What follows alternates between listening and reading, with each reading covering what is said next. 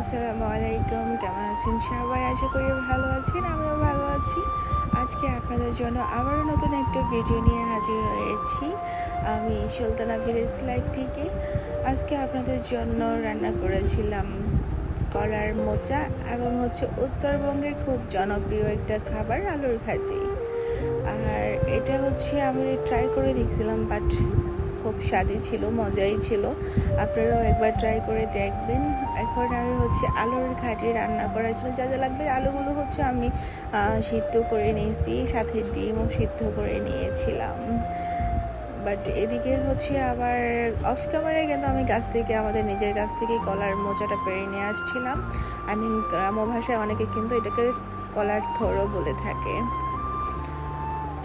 এই কলার থোড়গুলো মোচাগুলো ভালো করে আমি বেছে নিয়েছি, কারণ এটার ভিতরে লম্বা একটা আবরণ থাকে, ওটা একটু শক্ত টাইপের থাকে, বাট ওটা আমরা ফেলে দিই। ওইভাবে অফ ক্যামেরায় সবগুলো কলার মোচা আমি ভালো করে বেছে নিয়ে ধুয়ে নিয়ে এটাও সিদ্ধ করে নিয়েছি। আর কলার থোড় কলার মোচা কিন্তু আমার আসলে খুব ভালো, আর অনেক দিন পরে এটা ট্রাই করছিলাম। বাট আমি ঢাকার বাইরে ছিলাম যখন, তখন আসলে এইভাবে খাওয়া হয় না। আর আমি যখন খুলনাতে ছিলাম, বাট ওদিকে একভাবে খাওয়া হয়, আর আমাদের ঢাকার সাইডে কিন্তু আরেকভাবে রান্না করা হয়। বাট আমি আমার বড় আপুর রান্নাটা প্রায় 2 বছরের মতো কিন্তু অনেক মিস করেছিলাম। বাট এই জন্য এখন তো ঢাকায় শিফট করেছি, যার কারণে এখন আপু যখনই রান্না করে তখনই কিন্তু আমি চলে আসি গাইস। এখানে কলার মোচাটা রান্না করতে এখানে পরিমাণ মতো তেল, তারপর পেঁয়াজ, আর আমাদের গাছের একদম তরতাজা সবুজ তেজপাতা, পরিমাণ এলাচ দারচিনি দিয়ে দিয়েছিলাম, আদা রসুন বাটা, পরিমাণ মতো স্বাদ অনুযায়ী লবণ, হলুদের গুঁড়ো, মরিচের গুঁড়ো, ভালো করে কষিয়ে নিয়েছি।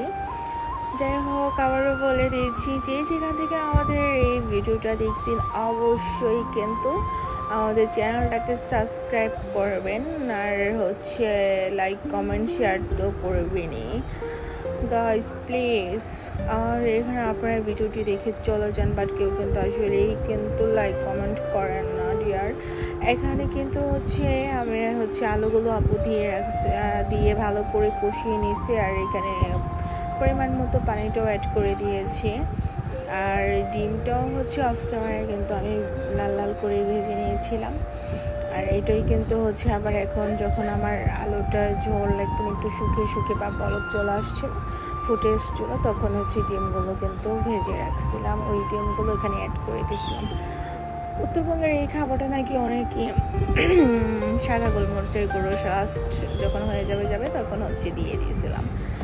উত্তরবঙ্গে কিন্তু এই খাবারটা আসলে খুব জনপ্রিয় একটা খাবার, বাট আমরাও ট্রাই করে দেখলাম যে না, আসলে খাবারটা খুব স্বাদের ছিল।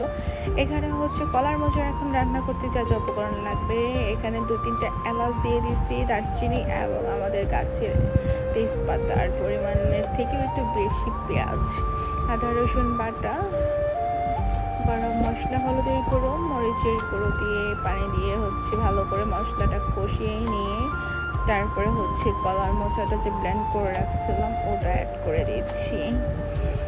আমাদের ফেসবুক লিঙ্কে অবশ্যই কিন্তু আমাদের ফেসবুকের ভিডিওগুলো দেওয়া থাকে, আর ডেসক্রিপশনে অবশ্যই লিঙ্কটা দেওয়া থাকবে। আপনারা প্লিজ গাইস ঘুরে আসবেন একদম আমার সেই ফেসবুক শহর থেকে।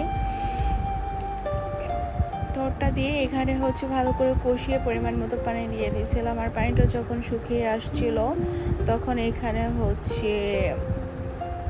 জিরের গুঁড়ো গরম মশলা গুঁড়ো দিয়ে ভালো করে মিক্স করে নিয়ে একদম একটু শুকনো হয়ে গেছে, যখন লাল লাল তখন নামিয়ে রাখছিলাম। থোড় কিন্তু থোড় বলতে কি অনেক আরও বলবে এটা কোন ভাষা থোড়, বাট কলার মোচা আবারও বলছি, আমার আসলে ভুলে যায়। আমাদের গ্রামের ভাষা ছোটোবেলা থেকে যে ভাষাটা শুনে আসছি ওটাই বলে ফেলি। কলার মোচাটা আর এই যে আলুর ঘাটি আপনারা অবশ্যই ট্রাই করে দেখবেন, খুব সুস্বাদু একটা খাবার। জাস্ট আমার কাছে তো ভালো লাগছে। আমার এই জন্য নতুন ভিডিও নিয়ে হাজির হতে পারি। সেই পর্যন্ত সবাই ভালো থাকবেন, সুস্থ থাকবেন। আল্লাহ হাফিজ। গোপাল ভাঁড় দেখতে দেখতে খাবার শেষ করলাম, ভালো থাকে।